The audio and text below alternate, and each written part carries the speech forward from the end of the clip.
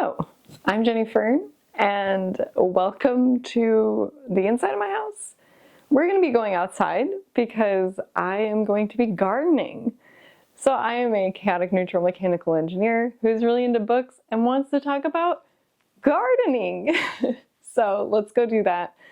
I have a new microphone. I'm testing this out. We're going to see how well it works to actually record out into the garden. Today's video is going to be an introductory video, but it is going to be about how to garden completely for free. But one of the things that you are going to want to source for free if you're gardening is seeds. And this is an example of a seed that I got for free. We got peaches from it last year, which was very surprising to me because I thought fruit trees took some time. This is clearly now full of blossoms and ready to produce peaches for us again this year. And this was from a peach that I ate and I planted the seed. So you can get seeds from the food that you eat, and it really can be that simple. It's not going to be a named variety peach. This is its own unique peach though, and I think that is pretty cool. Here we are with a huge chicory. This is a plant that I grew from seed. It produces the edible chicory root, which can be used as a coffee substitute, and also the edible chicory leaves that can be used like a salad green. I don't ever use the leaves for salad greens though, because I have so many other greens available to me. But this is an example of seeds that were foraged from the environment around. Because I started my garden in 2020, I was able to walk around quite a lot in my neighborhood and pick up plant material that I can use in my garden. So for example, these chicory seeds are from walking around abandoned, slightly more natural areas, but mostly just like degraded land. And I can pick the seeds from the plants, kind of like a seed foraging kind of thing. I have also done the same thing with salsify.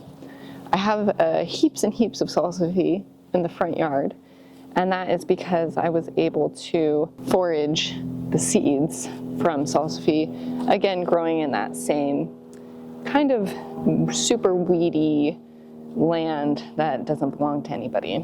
That's another source for your free seeds. It's just the world around you. So this little patch here is one of the least tended in my garden. It is my raised beds.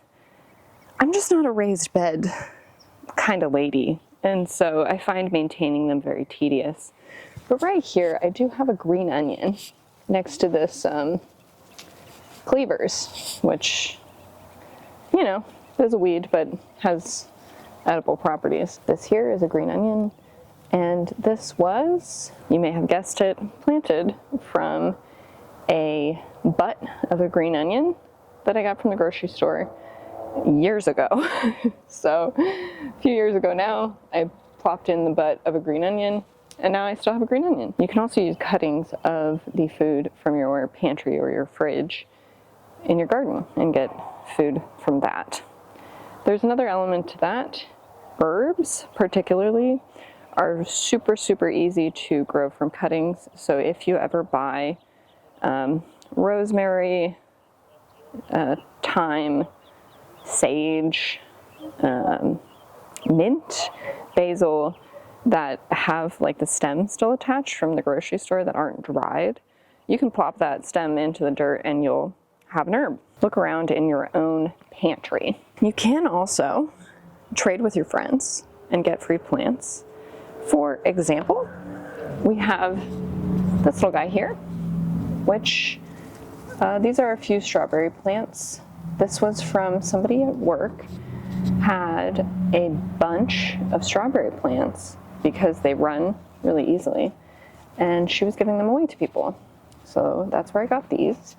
And from these, I have a patch in the front yard of all of the runners from the strawberry plants. So you can easily and quickly get a lot of plants for free. Again, critically for free. Here we are in front of, or I guess I'm behind, a tree collard. This is a really great source of greens for me all winter. And at this point, it's going to flower. And the florets are also really good sauteed with some garlic. This plant, I have given so many cuttings to people because I have this floppy little guy down here. This broke off of the plant in a high wind yesterday.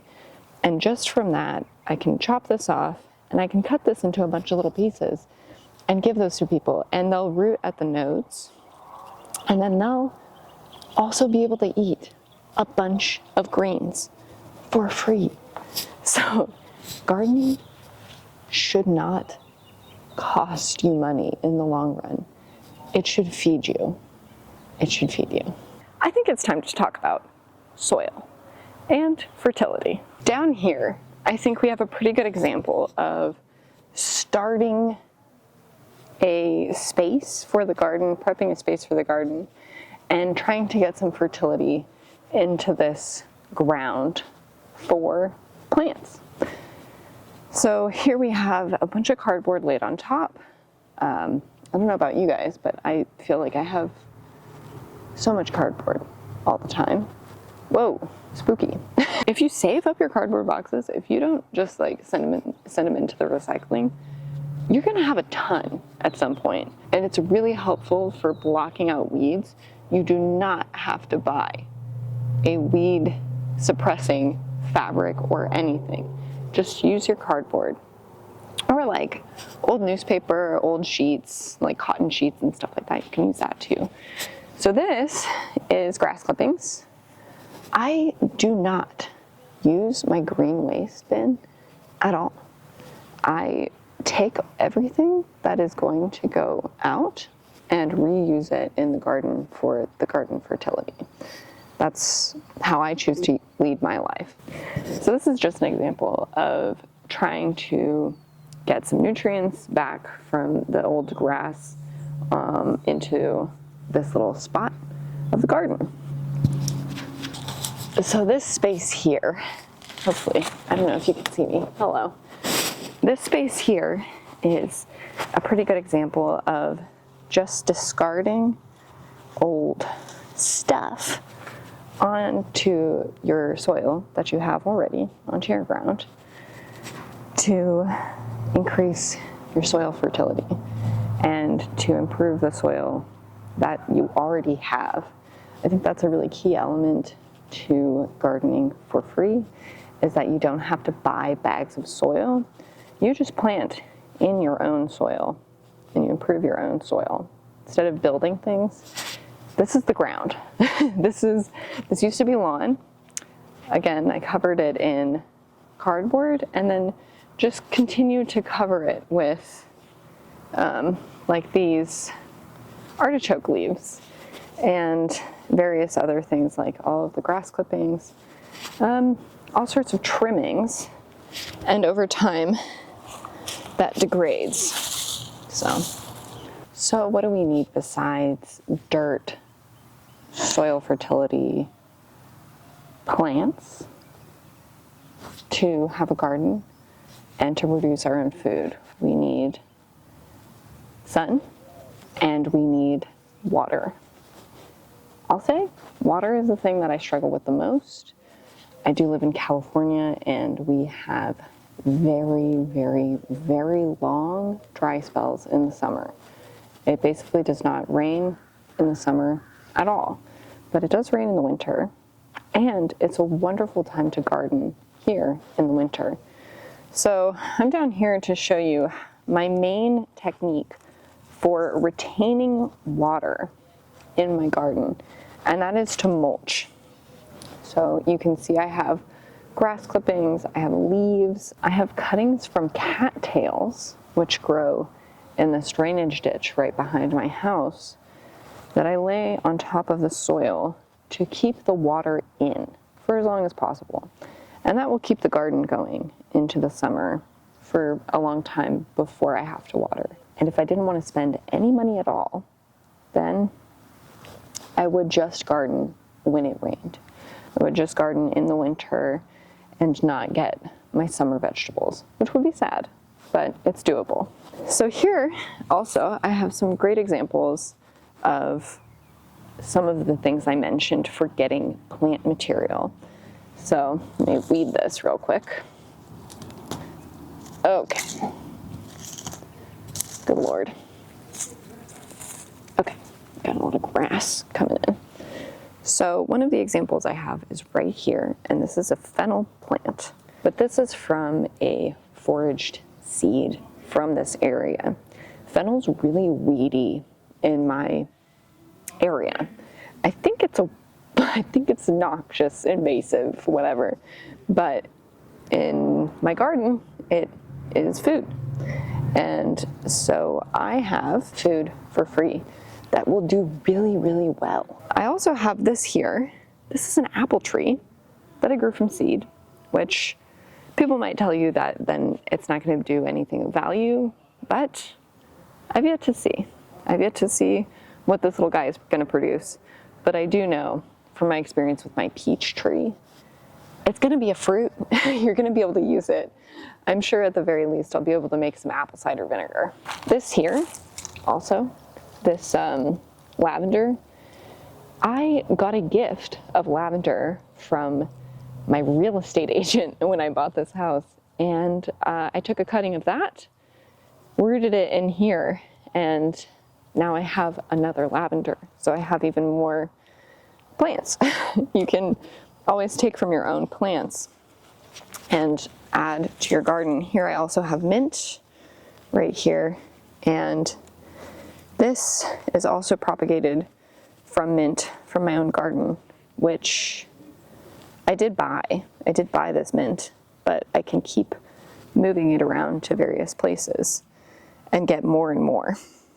I also have a cutting of a grapevine, which is in the ground. I'm not sure if it's going to survive all the way, but this is also from grapes that I have in my garden. And I don't know if you can see all the way back here, but yes, we have that tree collard, which also was propagated from another tree collard that I'd grown from seed elsewhere in the garden. Here, I know you can't see this far back, but right here, I have a loquat, which I grew from seed. It's very small. It seems to me that the loquats are pretty slow growing trees. But this was grown from a seed from a tree in the neighborhood that I picked off the ground, the seed. I also have a potato coming up here. That's just from the pantry. From pantry potatoes put back into the ground when they started going bad. And I have a Jerusalem artichoke, which will come up eventually. This is just the old dead stalk. And this is super easy to move around in your garden after you have grown them once. They will multiply like mad, and they'll be really easy to move around and get more and more and more food in your garden. What else do I have? I have chives over there. Those were separated out from a larger clump elsewhere in my yard, placed there. So this whole area basically has been built up from free stuff. Yeah, if we're just looking at this small section of my yard, everything here was not something that I bought. Besides these little lamps. I did buy these little lamps. And then for like decoration, I do have like a broken pot that was already here. And I have this bowl that broke. And this broke in the sink when it was being washed. And so I just put this like ceramic stuff out for, I don't know, just a little bit of interest. It's kind of my style. I feel like this is kind of like a, I don't know, like a Greek ruin kind of vibe. That is just a little example. The soil is doing just fine. We have all of this organic material breaking down on top, like all of these little sticks. I think these are from mint, actually, and then a bunch of the trimmings from not a rose bush, a grapevine. And then we have cardboard and stuff, and then this will just keep getting better and better and better. That's the vibe. I'm now gonna take this, cut it off, and have some breakfast with some greens, and then maybe propagate it. I don't know, I have a ton of it. I have a ton of those tree collards, so I don't really know if I want to have so many more, you know. So now we are back inside, and I do have a few other items to address.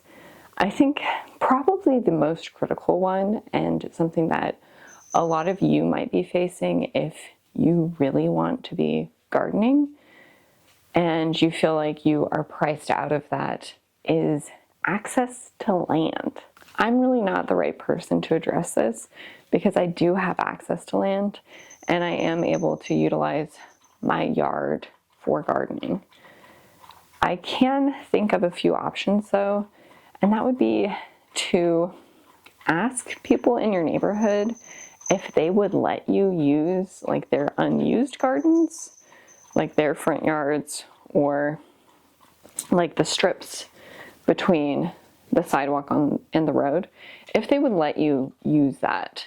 If you don't live in an area where you have individuals who own their houses and own their land, that you could ask that question. Maybe you could ask the people who own your apartment if they would be willing to let you use some small space, and they might encourage you to keep it very tidy and very pretty. So I just think that there are options available if you ask people who have the land. And that might be the most challenging aspect to gardening for free. That's my suspicion.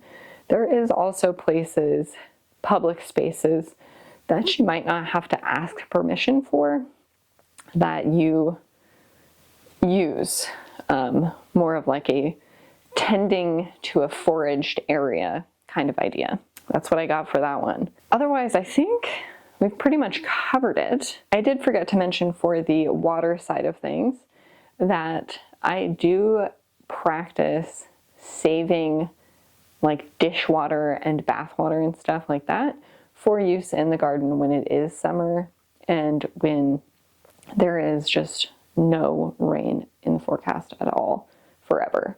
I will use wastewater, and that's another free resource because you've already used the water once. Another huge, wonderful free resource is wood chips. There are tree trimming services that will want to get rid of their wood chips, and you can call them up and say, hey, when you do have a load that you want to get rid of, would you mind dropping it off in front of my house and I can use those wood chips in my garden? That's like a really cool resource that has been so helpful for my front garden, because my whole front garden used to be a lawn and I changed it by using wood chips, and I've had 2 loads dumped on the front. It is just now one of the most thriving, bustling places in my yard. So I hope you enjoyed this. I have so many examples of free seeds, free cuttings, etc. that I have in my garden. So if we would like to go through a bit more of those examples, I would love to. I'd love to take you through like where I got the things that I have in my garden, because I was really interested in just planting all sorts of things, like planting rice from the pantry, like planting beans from the pantry, all of that kind of stuff. I really have experimented quite a lot. So I hope you enjoyed this video, and I hope you feel encouraged to garden without being constrained by your ideas of what a proper garden is or what proper gardening is. You do not have to be sold things to garden. And I know what you see from advertising is going to tell you that you need soil, you need raised beds, you need an irrigation system, you need fertilizer, you need to buy your plants. That's because they're trying to sell you something. So all of the messaging that you're going to hear from an external source is going to be that you need to buy things to garden. That's just not true. You do not need to buy things to grow food for yourself. And that's the wonderful thing about nature and plants. It's wonderful. Anyway, that's all I have for you today. I hope you enjoyed this video. If you did, please consider sharing it with a friend who you think would also enjoy the video. Consider subscribing and liking, and I will talk to you again soon.